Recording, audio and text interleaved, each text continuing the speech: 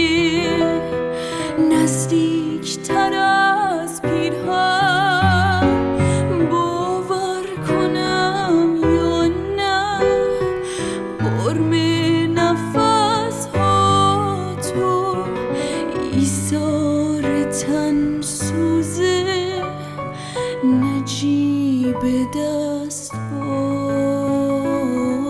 تو.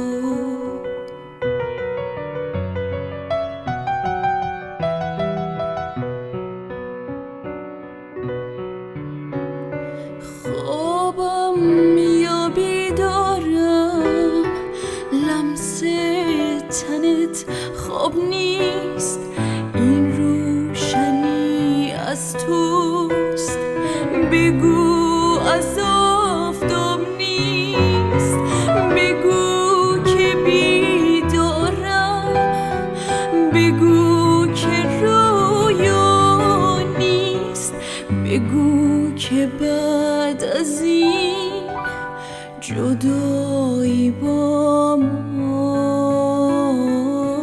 نیست.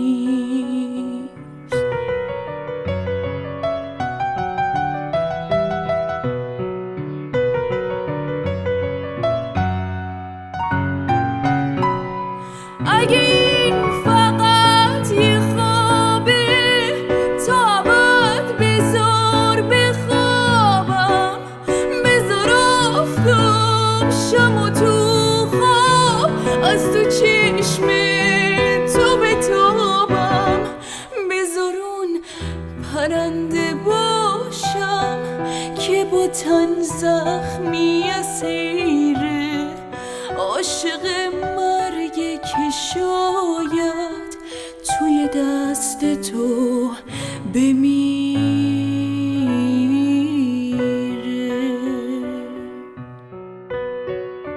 خوابم یا بیدارم ای اومده از خواب، آغوش تو واکن قلب منو دریا، برای خواب من ای بهترین تعبیر، با من مدارا کن ای عشق دامنگیر.